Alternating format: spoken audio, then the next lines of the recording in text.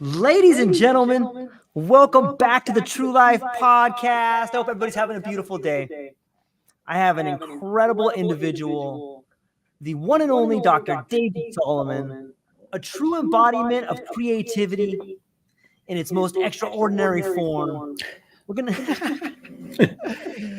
Dr. David Salomon, we are getting into some really interesting topics here. The Codex Chronicles, the life of Margery Kempe. Yeah. I'm so excited to have you. Maybe you can explain to people where you're coming from and what you got going on. Sure. So I'm currently the director of student research and creative activity at Christopher Newport University in Virginia. And I've been a professor of medieval literature, religion, and culture for about 30 years. Really started my studies in graduate school by looking at mysticism. Specifically focused on the English mystics.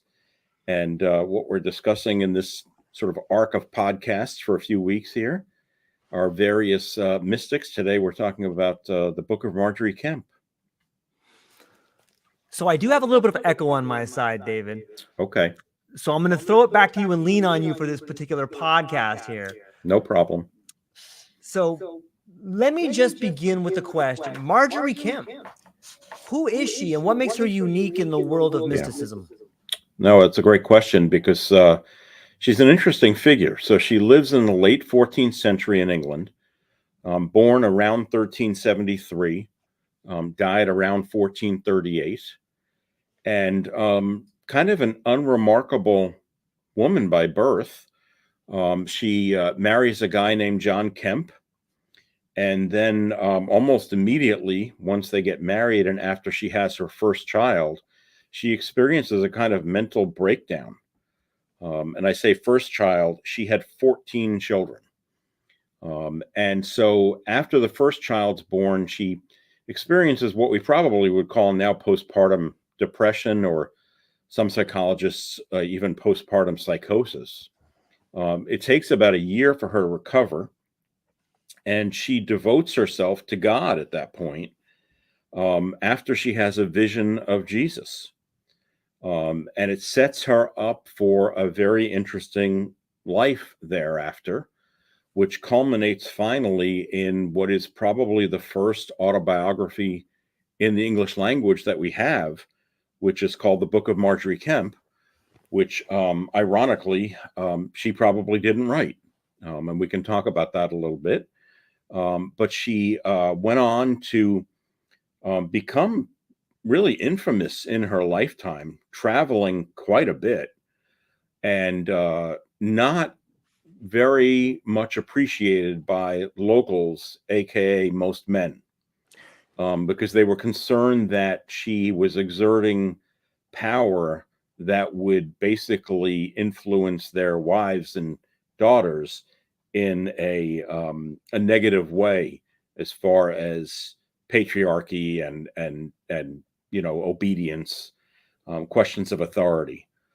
Really, I think one of the most important issues in this whole question of Margery Kempe is the question of voices, and we'll talk about that a little bit. But let me explain a little bit why I say she probably didn't write the book, before we actually get into talking about the text. She went along throughout her life having these experiences, what now we would term mystical experiences, which when you look back at the text, some of them are questionable. There's a question about whether or not she had epilepsy. There's a question at one point about whether or not she was experiencing a bout of appendicitis, with the way that she describes her physical pain. And she is convinced that her story should be written down really in the last years of her life. But as she claims in the book, she was illiterate. We don't know what that means. It may be true, it may not be true.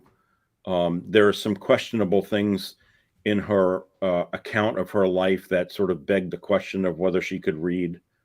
But she claims that she couldn't read or write. And so the first person that she narrates her story to she describes him as an Englishman who lived in Germany. It was probably her son, but he died, unfortunately, before she can complete the work. And then it was taken up by a priest who said that the work was so badly written by the previous writer that he had to start all over again. And during the course of his trying to write down her story, he was discouraged because he had heard some bad gossip about her and was worried about its effect on him. So he delayed working on the project for about 4 years. And he directed Margery Kempe to a third man who had at one time been in correspondence with the first man, maybe her son. And that scribe couldn't understand the text, so he couldn't do anything with it.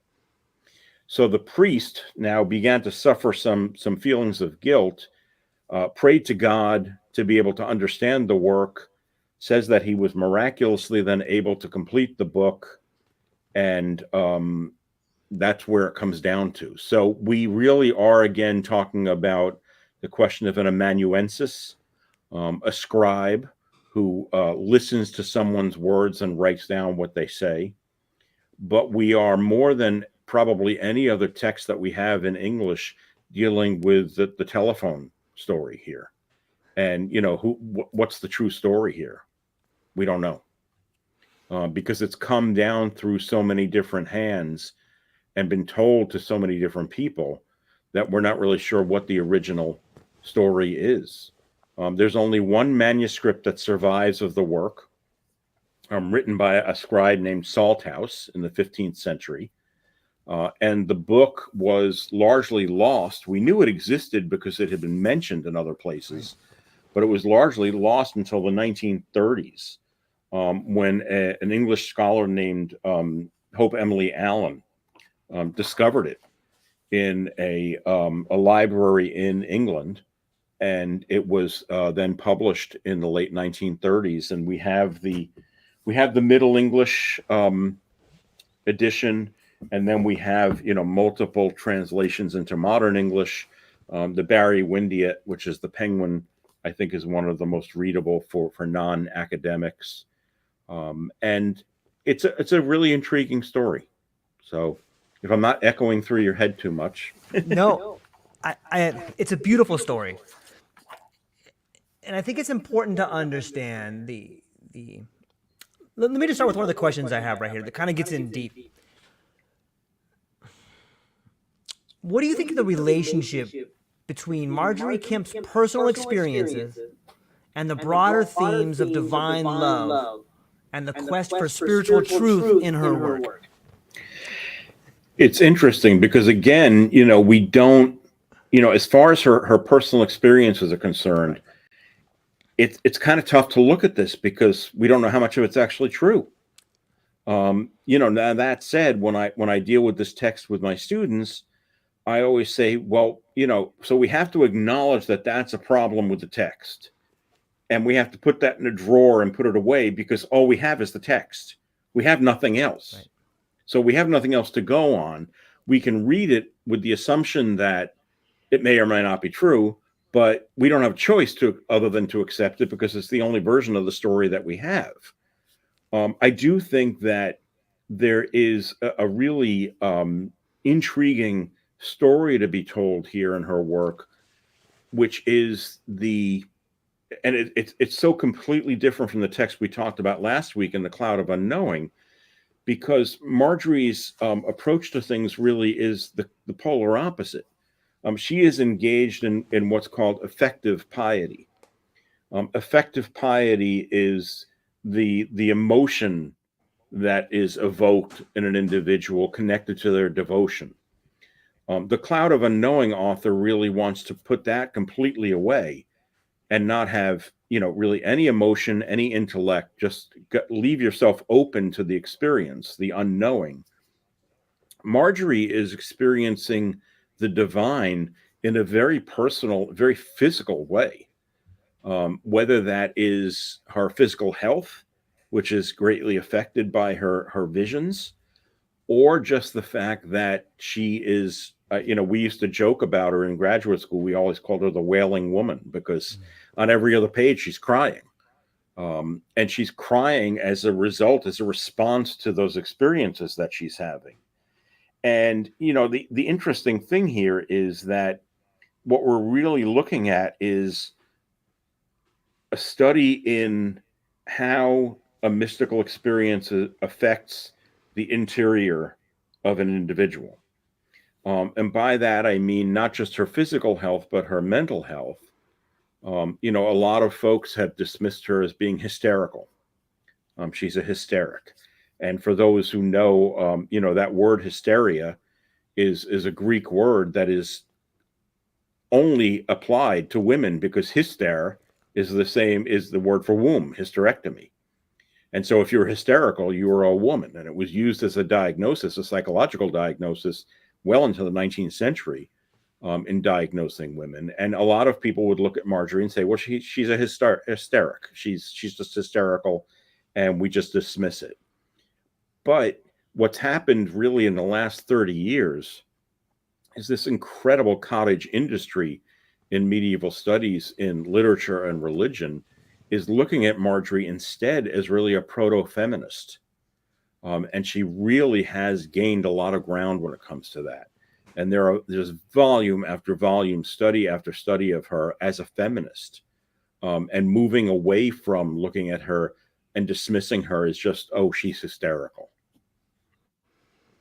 It seems that it's not uncommon that in the world of religion, the people who have the mystical experience are often looked down upon the people that wish they had the mystical experience. And that time it could be, you could see that with men and women's roles being that way. Yeah, I mean, I think there is an aspect of that comes from jealousy, right? But there's also a big aspect of that comes, especially in Margery's story, from fear. Because one of the great fears was that people were having these kinds of experiences were possessed by the devil.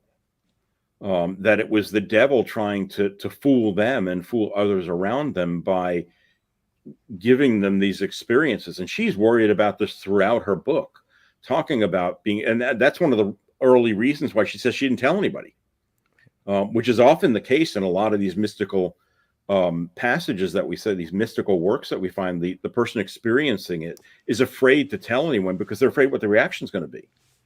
Because remember, in the Middle Ages, if you were deemed as quote unquote crazy, that meant by extension you were possessed by the devil, which meant that the devil had gotten literally into your head. And the big treatment for getting the devil out of your head was to bore a hole in your head, to let the bad spirit escape, so that your soul could be saved. And so there is danger, really actual physical danger to saying, oh, I saw God last night and he came down and talked to me, because you might be thought to be possessed, and that may be what happened. I went through the text this morning and just pulled out a couple of particular passages that I thought might be helpful for those folks who aren't familiar with the text. And I hope you'll indulge me, and I'll read a couple of things here, if that's okay. So, I mean, right in the opening, the chapter, the book begins in the middle of her life. We know nothing about her youth, her childhood. It begins when she's 20 years old. The opening line is, when this creature was 20 years of age. And she refers to herself often as this creature, right? It's not written in first person. It's written in third person. And she refers to herself as this creature. And that's a sign of humility, right? To be sure. But she talks about the fact that, once her first child was born, and I'm quoting the text here, this creature went out of her mind and was amazingly disturbed and tormented with spirits for half a year, 8 weeks and odd days. In this time she saw, as she thought, devils opening their mouths all alight with burning flames of fire. And she engages then in this physical abuse, self-abuse, because she thinks she's possessed by the devil. She tears at her skin until her skin is raw. In fact, at one point, her husband has to essentially lock her up because he's afraid she's just going to kill herself by hurting herself. And it's at that point when she tells us that Jesus appeared to her in a vision. And he says to her, the first thing he says in the book is, "Daughter, why have you forsaken me? And I never forsook you." And as soon as she hears these words, she tells us, the air opened as bright as any lightning, right? She has the light experience of seeing the divine, of conversing with the divine. And all of a sudden she seems healed. She's no longer acting insane. And her husband, of course, is completely confused by this, doesn't understand what's going on with her. Throughout the work, he seems very devoted to her. She is not a wallflower. In fact, she is a successful businesswoman in her town. For a while, she has a brewery, and it's a successful brewery. It's one of the greatest ones, we're told, in the town that she had. At another point, she had horses and a horse mill, and all of this was successful. Which, you know, it begs the question then about the relationship she has with her husband, because women didn't do this at this time, as far as we know. And, you know, it had to have no doubt confused the relationship, because eventually then she says to her husband, as a result of her visions and what she's experiencing, she does not want to have sex with him any longer. She asks for a chaste marriage. She wants to stay married to him. She loves him, but she no longer wants to have sex. And his initial response to this is, no way, I'm not doing that. He refuses. She begins to engage in more bodily penance than she ever had. She does extreme fasting. She wears a hair shirt every day. And during that time, she actually bore him more children, she says in the book. So they continued to have sexual relations. She continued to get pregnant, even though she was going through all these penitential experiences of, you know, this extraordinary fasting and physical punishment. The really intriguing thing then is that when she says, I don't want to have sex anymore, his response is, you know, I don't accept that. And later on, she explicitly says to him, well, he asks her, he says, Margery, if there came a man with a sword who would strike off my head unless I made love with you as I used to do before, tell me on your conscience whether you would allow my head to be cut off, or else allow me to make love with you again as I did at one time. Because now at this point, she's refusing to have sex with him. Alas, sir, she says, why are you raising this matter? We've been chaste for these past 8 weeks. He says, I want to know what the truth is in your heart. She says, truly, I would rather see you being killed than that we should turn back to our uncleanness. And he has the greatest response. He says, and I quote, you are no good wife. It's a great answer. It's a great answer. So, you know, she says, I would like to have this vow of chastity. And she asks him, she says, I want to go to the bishop, because the bishop can officially grant us this vow of chastity. We'll stay married, but we will have a chaste marriage. He says, no, I'm not going to do that, because now I can have sex with you and it's not a mortal sin.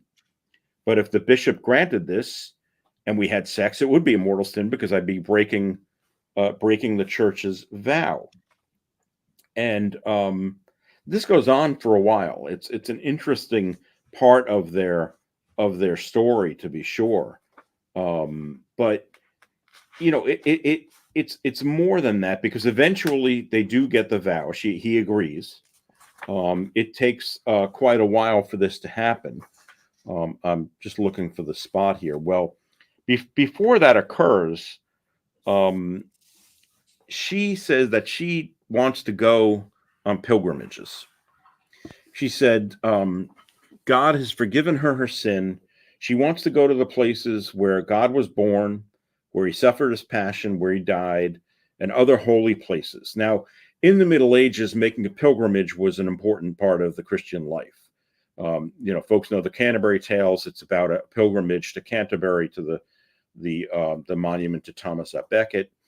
The three big pilgrimage sites in the Middle Ages were Rome, Jerusalem, and Santiago de Compostela, which is on the northern coast of Portugal. And she wanted to go to those.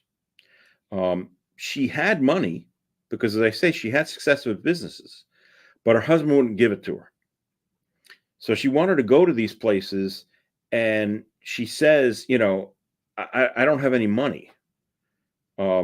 Actually, God in a vision comes and says, I want you to go to these three spots: Rome, Jerusalem, Santiago de Compostela. Her response is, I don't have any money to go.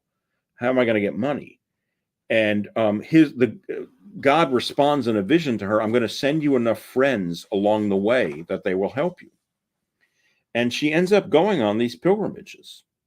And she is not well accepted in the towns that she visits. Most often, she is feared by the men. So one example is when she gets to, I believe it's the town of Leicester in England, and she has now by this point taken up the practice of wearing all white. And the mayor of the town approaches her when she gets there. He says, I want to know why you go about in white clothes, for I believe you've come here to lure away our wives from us and lead them off with you. Essentially, they believe that she's what now we would call a cult leader, right? And the mayor eventually just wants her to leave. That's what ultimately happens, because as she goes from town to town, they accuse her of heresy. Several times she's actually put on trial. They can't find her guilty. And so the men ultimately, their ultimate judgment is, just go away. We don't want you here anymore. They feared her. And as a result, she is constantly kind of on the move. Probably the most significant passage in the book is chapter 35 of book 1, when God basically asks her to marry him. So I'll read this passage if you don't mind. So as this creature, again, she refers to herself as a creature, was in the church of the holy apostles at Rome on St. Latran's Day, the Father of heaven said to her, Daughter, I am well pleased with you, inasmuch as you believe in all the sacraments of Holy Church and in all faith involved in that, and especially because you believed in the manhood of my Son, and because of the great compassion for his bitter passion. The Father also said to this creature, Daughter, I will have you wedded to my Godhead, because I shall show you my secrets and my counsels, for you shall live with me without end. Then this creature kept silence in her soul, did not answer to this, because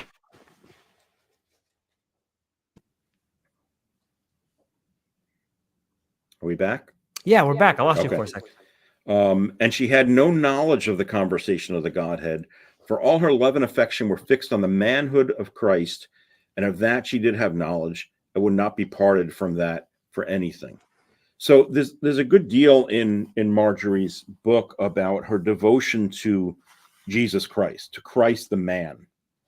And I think it's part of her effective piety, her focus on the physical, that when the Father comes to her, God the Father comes to her and says these things, she doesn't know how to react. She is used to the vision of Jesus and talking to the divine spirit is something which is essentially foreign to her. She eventually, as I say, makes these pilgrimages. And the last part of the book deals with a journey when she was going to Canterbury and finally returns home. Her husband is ill. She takes care of him as he dies. And as far as we understand, her book was finished before she died. And she died rather unceremoniously. We're unsure of what. But she has continued to live on. She is remembered in the Church of England. There's a commemoration for her on November 9th. And she's remembered by the Episcopal Church in the United States on November 9th as well. There is a memorial set to her in the town of King's Lynn, which is where she lived. I have not seen it, but there's a bench there that was unveiled just a few years ago that was dedicated to her, commemorates her. There is a society, there are statues, and people are probably reading her more now than they ever have as we approach in about 10 years the 100th anniversary of the rediscovery of the book. It was rediscovered in 1934, so I'm sure we'll be gearing up for a lot of centenary events related to Margery. Absolutely. How do you think Margery Kempe's emphasis on physical manifestations of devotion challenge conventional notions of spiritual experience and the separation of body and soul? Yeah, well, very much, because I said earlier, polar opposite from what the cloud of unknowing is asking. A real focus here on the physical experience of the divine. This isn't necessarily only a spiritual or intellectual experience. This is a physical one. And we see that then, there's a tradition of it, to be sure. I mean, we have to go back to Francis of Assisi and folks like that to look at the physical effect of God's, of a vision of the divine. But what's different here, of course, is that she's a woman. And that throws a whole different light onto things, because we could expect that in her text, she would be devoted to Mary and be connected to Mary. And although Mary is mentioned, the connection that she has is to Jesus, which is quite different. I believe a cat has just knocked something over in your room. I believe they have. I know that sound, having two cats of my own. That's a very different thing. So throughout the Middle Ages, and throughout the history of Christianity, there has been something called the Imitatio Christi, right? The imitation of Christ. There's a famous book called The Imitation of Christ, written by Thomas à Kempis.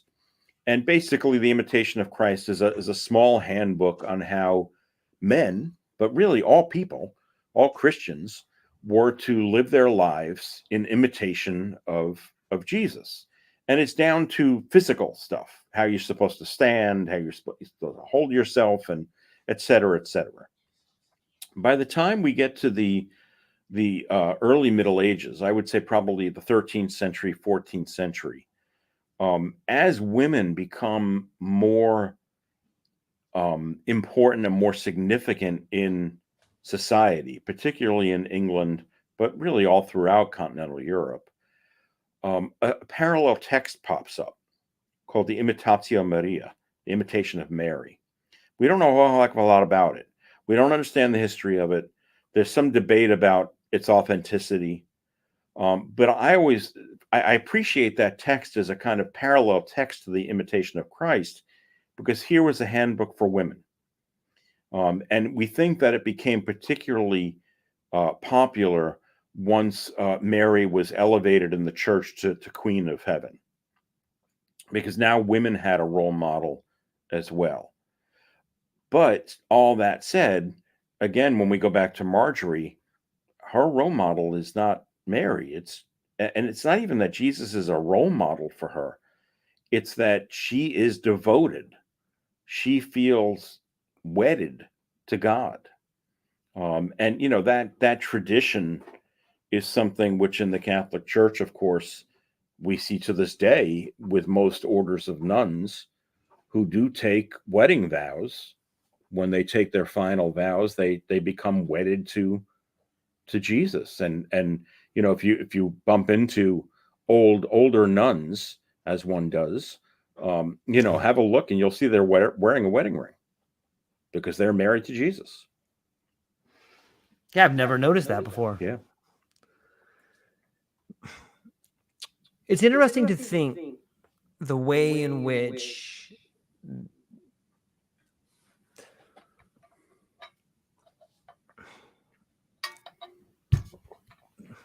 still checking my sound here. I apologize. In some ways, Yep. I think the echo works with the mysticism we're talking about. So we've talked a little bit about the evolution of her work over time.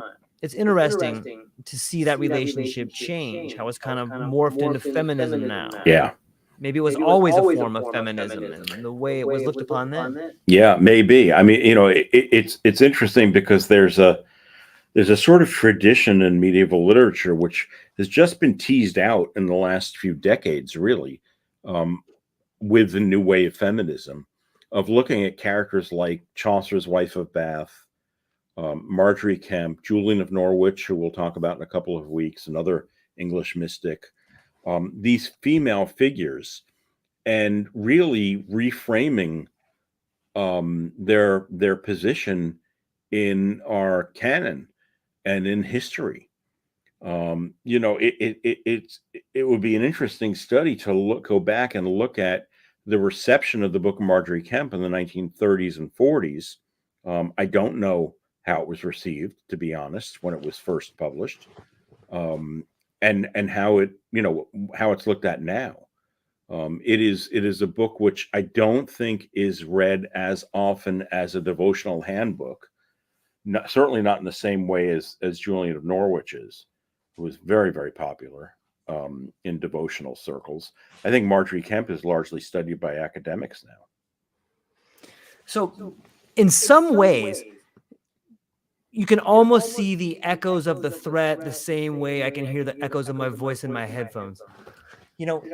Can it be that reimagining what happened or reinterpreting what happened can change the future going forward of religion? Might that be something that's dangerous?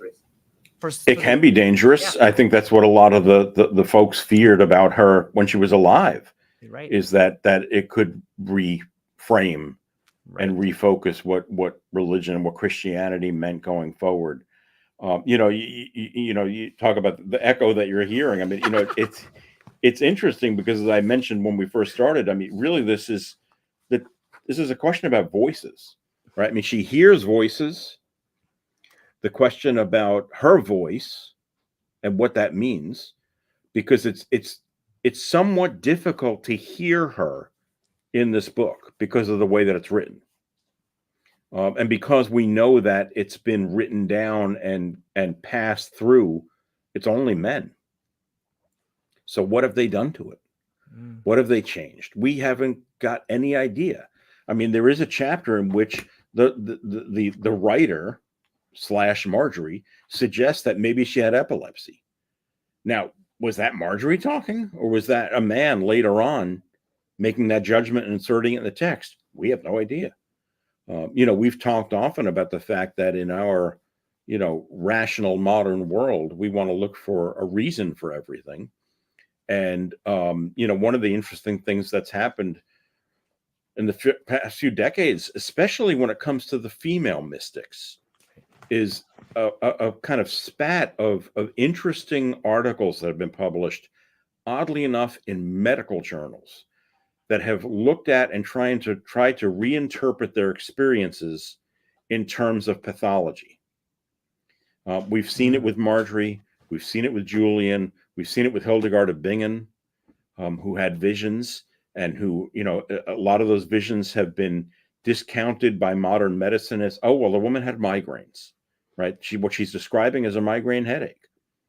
Yeah, but which came first, right? Did the vision, the divine vision and her mystical experience induce a migraine headache, or did the migraine headache present itself as a mystical vision? Who knows? We don't know. But again, because we talk about that today, right? I mean, anybody out there who's listening who gets migraines, we talk about, one of the first indications that you're getting one is you see the aura, right? Well, I mean, in the Middle Ages, that was a mystical experience, right? It wasn't a reason to take an Excedrin. It was a reason to go to church and say, oh my gosh, God is talking to me. Let me talk to my priest. And I think that probably, as with a migraine headache, that experience is pretty damn scary. I mean, just think about that. For folks who do get, and I get migraines. I don't know if you do, George. Yeah, but I mean, I do. I mean, when you experience that, it's horrible. And you're, I know oftentimes if I get one, a bad one, you start to wonder, am I ever going to get rid of this? Is this just going to be the way it is now? And I mean, think about a mystical experience being that kind of situation where, you can't close your eyes without having a vision of the divine. Or, I mean, Julian of Norwich, who, as I say, we'll talk about in 2 weeks, because next week I think we'll do Richard Roll. Julian, I mean, tells us in her book about, she was laying on her bed and God came down, sat on her bed and talked to her. I mean, today we would say, I mean, if somebody came in and told you that, you'd say, oh, here's the number for my therapist. Because we don't understand, we don't believe that can happen. And, as Carl Jung said, to believe that only the physical is what's real is just really just stupid. There's more to existence than that. Yeah, I think it's scary to people in positions of authority too. Sure. Imagine tons of people with this incredible imagination running around that are saying, I am divine God. I can do all these miracles. Yeah. You don't want that. Like, that's hard to get that person in a factory. Yeah. Well, I mean, and that's really, I mean, authority is such an issue throughout the history of organized religion, right? I mean, organized religion is about authority and having authority over others. And, one of the, I mean, as we've talked about, one of the great revolutions is the printing press, because, it relieves people of authority, because now I got to read the text myself and I'll decide what it means on my own. I don't have to listen to you. And that, for people who are in authority, who want to be in authority, is an incredibly dangerous thing, right? It's what leads to fascist governments, doesn't it? I mean, it really does. I mean, I was reading, there are a couple of new books out apparently about David Koresh and the Waco incident in the early 90s. I was reading, there's a review in the New Yorker a couple of weeks ago. I was just reading it this morning. And it was very interesting. I mean, I didn't know some of those things about what went on out there and how he came to do what he did and sort of hunker down with these people. I mean, it's an offshoot of the Seventh-day Adventists. And it's a very interesting story, but you can see how, and of course, the truth when it comes to the Waco incident is fuzzy at best. Sure. But you can see how the government came in and said, we're not, this is dangerous. Now, the justification was apparently they thought they were building up arms illegally. And selling illegal firearms. But I mean, who knows? I mean, it's the old thing about, if Jesus Christ actually did come back, who would believe him? I mean, I don't know. There's a great line in a, what was it? Oh, it's in a Woody Allen film it's in Hannah and Her Sisters, I think, where one of the characters says, if Jesus came back, he wouldn't stop throwing up at what he's seeing. It just would be disgusting to him. But I mean, it really speaks to something about how we approach and regard people who claim to have had these experiences. And again, you can see why they are so hesitant to share that, because you could then become the target of unbelievable ridicule, and because we don't really deal with that very well. I mean, I think I've told you the story about my French teacher when I was in high school, most devout woman I've ever met. And her devoutness just baffled me. I admired it. I didn't understand it. I really didn't. But I admired it. And it just baffled me, though. How could you be this devout and this committed, given what's going on in the world? And then for her individually, what ended up happening with her? I mean, I'll give you the Reader's Digest version. Yeah. I mean, she was a French teacher, excellent, amazing teacher. I believe she had been a nun when she was younger, but we only found this out years later. She was living with her mother when I first met her. Her mother became very, very ill. She committed to taking care of her. So her mother stayed living in the house. I used to go over there. She was in a hospital bed, and she nursed her for a couple of years. Never married. And then her mother passed, and she, quote unquote, got on with her life. She had retired from teaching by then. She met a man, fell in love. They got married, and 6 months later, she got breast cancer. And within a year, she was dead. And so as someone who is intrigued by the question of devotion and questions of religion, watching this woman was just incredible to me. She remained devout to the end. But I mean, how? Given what she had gone through, wouldn't that cause someone to question, if not completely give up their faith? I don't know. I'm sure there are people who are listening who would say, no, that would just reinforce it. I don't know if it would for me. I really don't. It's a beautiful question. And I think it harkens back even all the way to Margery Kim. What is this power, be it religion or mysticism, or what is this power of belief, devotion, and divinity that scares so many people? It's like it can bring us together, or it can set the world on fire, or both. Yeah, well, I mean, it reminds me of going back to the Old Testament where, no one saw God, right? If you saw God, it meant you died.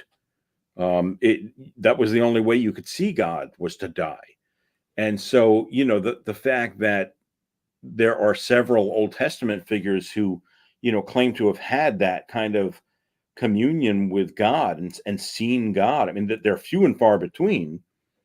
And even when Moses goes up to Mount Sinai, he doesn't see God. God presents himself to him in a burning bush. Mm-hmm. He hears God, but he doesn't see God, because there's an unwritten or written rule really throughout the Old Testament that if you see God, it means you're going to die. And I think that part of it is, something, it's related to what we've talked about before, which is because God, not just as an idea, but as an entity, is ineffable, is beyond our imagination, beyond our words, beyond our language, beyond description. And so there's something awful, and I'm hyphenating that word, well right? said. Full of awe, right, about that experience that, quite literally, knocks people on their ass. And it can be really, I think, really frightening to experience that.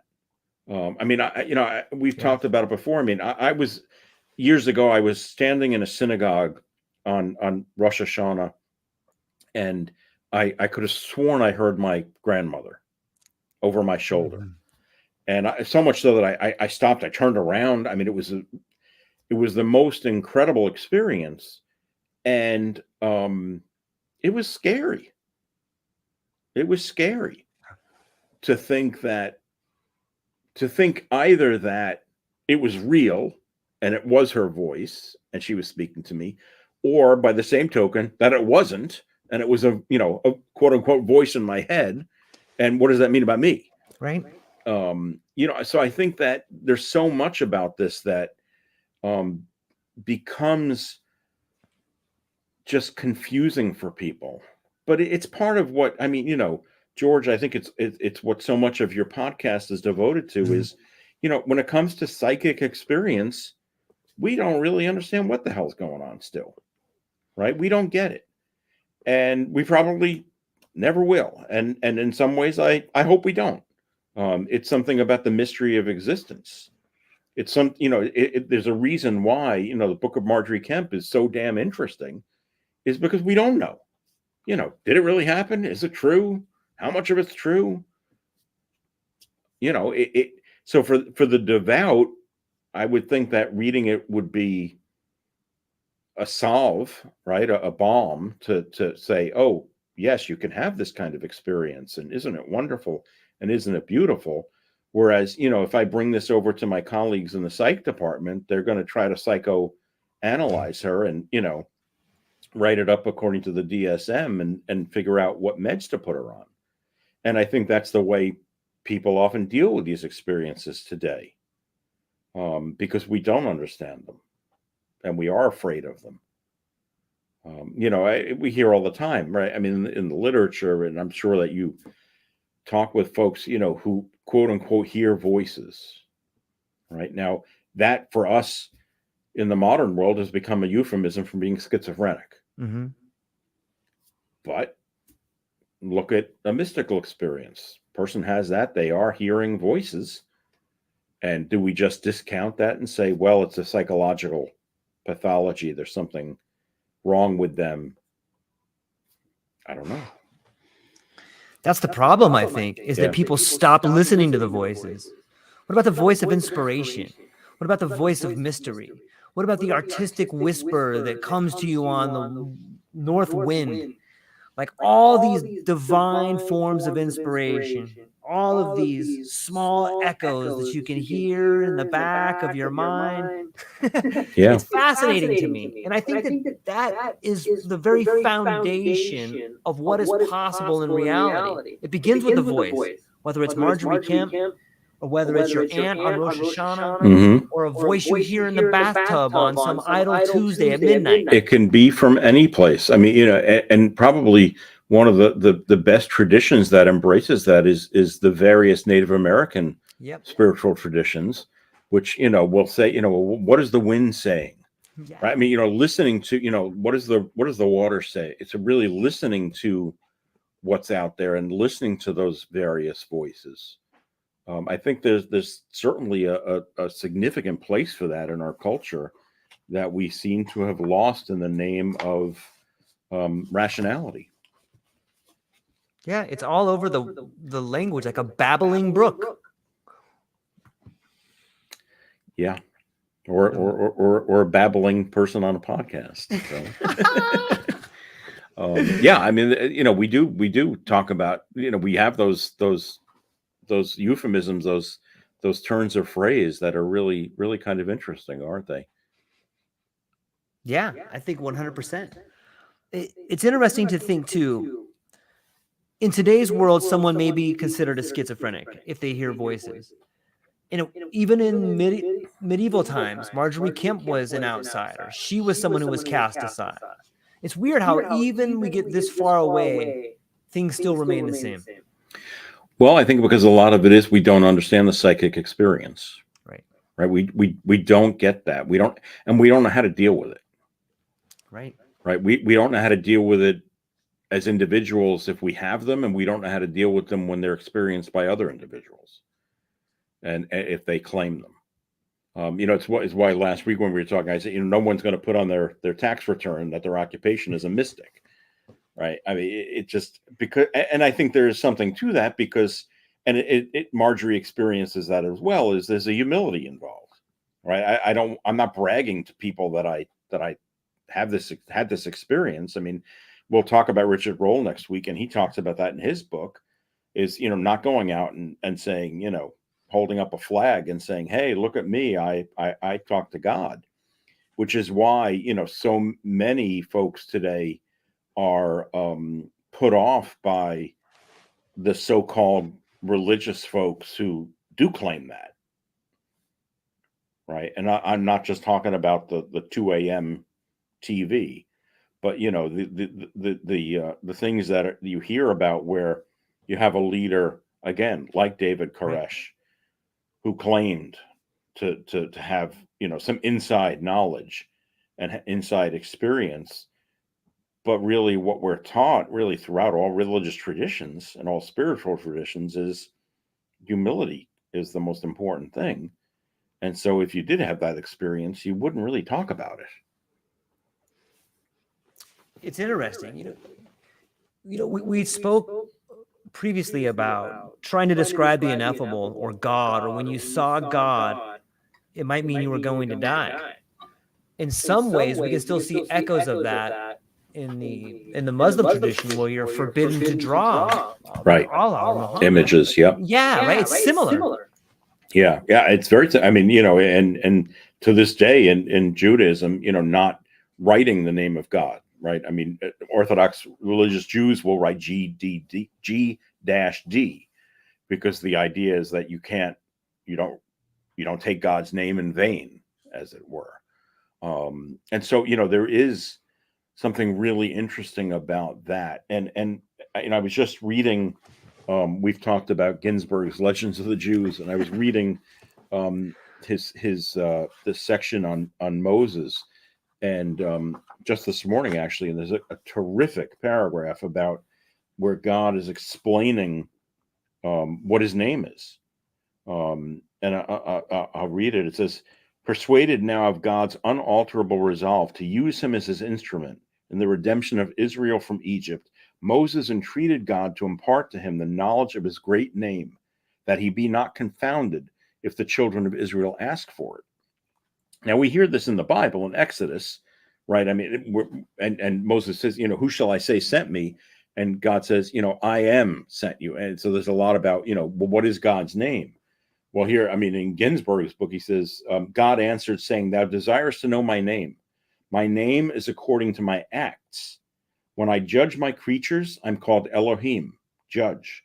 When I rise up to do battle against the sinners, I am Lord Zebaot, the Lord of hosts. When I wait with long-suffering patience for the improvement of the sinner, my name is El Shaddai. When I have mercy upon the world, I am Adonai. But unto the children of Israel shalt thou say that I am he that was, that is, and ever will be, and I am he that is with them in their bondage now, and he that shall be with them in the bondage of the time to come. And so there's a lot of discussion in the religious literature, particularly in the Hebraic literature, about the 100 names of God, right? That there isn't just one name. And again, we're getting at this. Well, So what is God?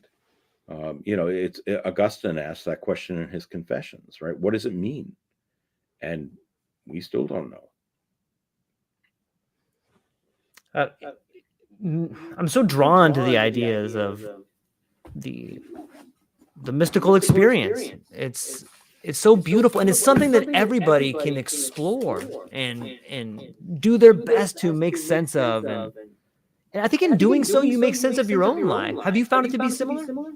Yeah, and as I say, I mean, I really prescribe to that bit from Jung when he says, to only believe that the physical is what's real is just ridiculous.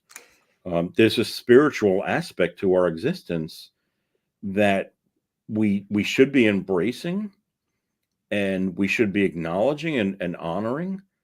And instead, what we do too often, especially in our contemporary world, is it gets squelched in the name of, what's real. And only that. And so, this comes in, as you mentioned earlier, with questions about inspiration, imagination. Right. I mean, I have students who, they're majoring in English literature, and they're reading fiction, and the work is dismissed by folks who are in STEM fields who say, oh well, that's just play, right? It's not real. You're reading made up stories. How is that helpful? And we talk all the time these days about the fact that science moves fast and humanities is always catching up. But we need the humanities to explain whether the things that science can do should be done. And I think, when it comes to looking at the mystics, there's still some real validity to that when you look at it. As I say, if you take a look at some of the really interesting medical studies that have come out in the last few years, I mean, they're really intriguing. And they're like, okay, yeah, maybe. We don't know. You can't prove it any more than I can prove that, Margery talked to God. You can't prove that she had migraines. I mean, there's just no way. And I think that one of the mysteries of existence is that you could explain it as either way. Yeah, I agree. As someone who has studied the medieval mystics and has a burning passion for teaching people to see the world in such a creative way, do you see like a new wave of mysticism, a new wave of imagination making its way in the world today? I'd like to say yes. Good. I don't know. I mean, I think the opportunity is there. We certainly have the potential, but our humanity is so much about potential and whether or not we fulfill it, and it's up to us. So we make the decision about whether we're going to do that. One of the big discussions that's going on right now as we gear up for the new academic year is about artificial intelligence, right? And my colleagues are all just flipping out about ChatGPT, and we got to have a statement in our syllabi about whether you can use it, can you not use it, what does it mean? And a lot of the discussion, especially in the humanities circles, is that it will kill imagination because it just allows you to put in a question and it's going to give you the response. But I don't see it that way. Right. And what I'm hoping is, I mean, I wrote a statement for my syllabi that I'm using this semester.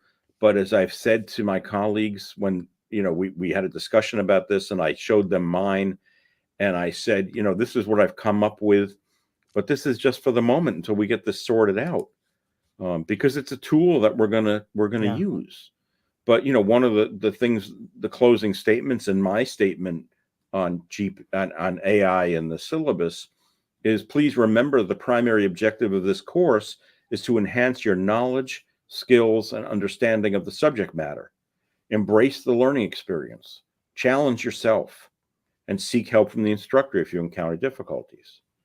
Right? I mean, it's that learning experience. And for those who say, well, ChatGPT should be forbidden in the classroom.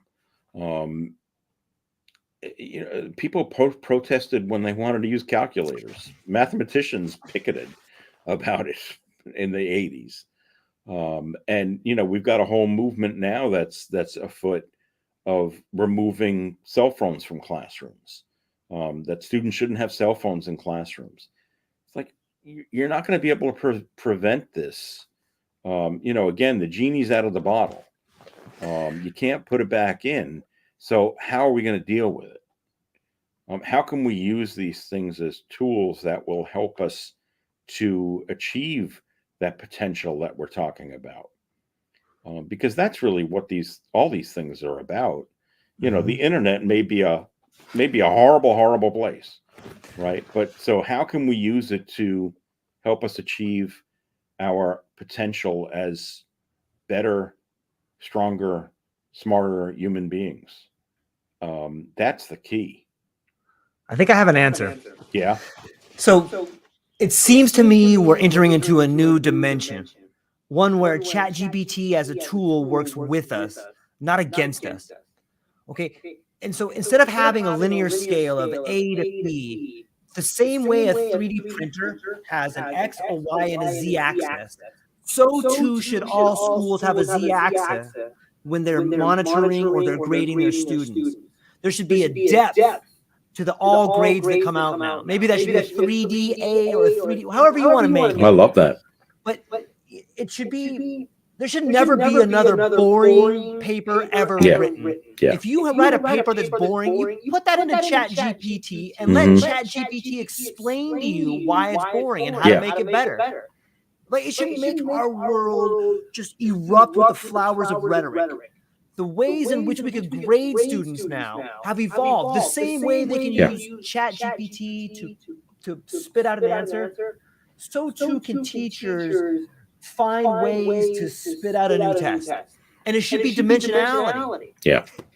No, it's a great idea. I mean, that's part of what I talk to with high school teachers about, changing the way that we grade and changing the way that we evaluate and assess work.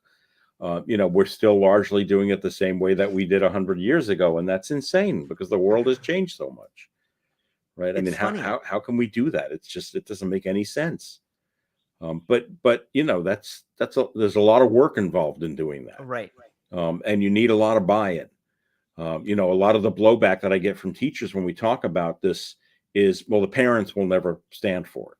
Right. The parents. Mm-hmm. The parents want, because they're worried about kids getting into college. I mean, I talk about, throw out grading. Don't use grades anymore. There's a whole process called ungrading. And they're like, that sounds wonderful. The parents will kill us, right? Because they're worried about how their students are going to get into college. And so they want them to have, grades. Mm. But it's such a dangerous road. I mean, I'm just looking at my syllabus. I mean, the statement right below what I read you is my grading guidelines. And the first thing it says is education is about more than grades. That's what I say. And then I say, unfortunately, grades are a necessary evil. And then, I talk about the fact that, I'll grade their work on a scale from A to F with pluses and minuses. And if at the end of the semester, the grade is teetering between two grades, that's where attendance and class participation become important. But I tell them, right up front, I mean, I don't grade things numerically. I'm not using a calculator. I mean, I approach it holistically.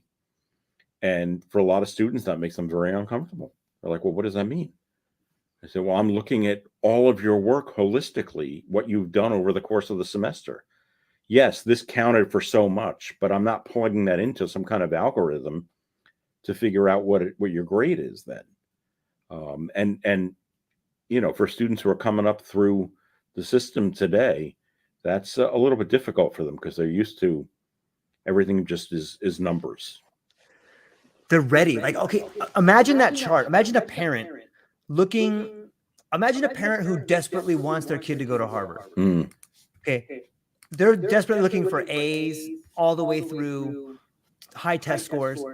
What if you have an A versus another student who has like a A4 cubed, and there's a depth chart that goes with it? Mm-hmm. Hey, how come this kid has an A4 cube? What does a 4 cube mean? Yeah. Well, that means all their stuff was original. Your kid did really good at repeating everything. Congratulations. Mm. He'll be a great factory worker. Yeah. They can go to the best schools and they can maybe even be a manager. Yeah. But this other kid over here, they have ideas that are original. Let's figure out how they did that. Yeah. And then parents would want, hey, you need to get a 4 cube. So the parents that think linear will be forced to branch out their horizons and begin to see things on an exponential level if the teachers train them that way. Yeah. No, that's great. I like that. I love that idea. Well, I love talking to you. Well, I know I'm coming up on time here. Yeah. I thoroughly am thankful for this whole conversation. I know it was a little challenging because of the echoes, but I think it played in well, and I'm kind of glad it happened. So well, I'm glad that it happened as well, because I think George is having an experience here that we've got to investigate. Absolutely. I hope the listeners can investigate it as well. So before I let you go, please be kind enough to tell people about the fabulous book that you've written called The Seven Deadly Sins, the new book you have coming up, where people can find you, what you have coming up, and what you're excited about. Absolutely. So my website is David A. Salomon, SALOMON.com. And you can find links there to all my books and speaking stuff and consulting. The most recent book is a book on the seven deadly sins. So it looks at the concept of the seven deadly sins, really where they originated and then what it means today in our contemporary world, really stripped of religion and thinking about them more as ideas in our secular world. The new book, which probably will come out next year, is a book on angels and demons in pop culture. And what I'm excited about is we are gearing up for a new academic year. And our freshmen will be moving in this weekend, so the campus will come to life. And I think that's always a fun time. And looking forward to getting back in the classroom myself and teaching my fall course. Well, fantastic. Ladies and gentlemen, check out the show notes. Check out Dr. David Salomon. His books are tremendous. And we'll be back next week with the Codex Chronicles. That's all we got. Aloha.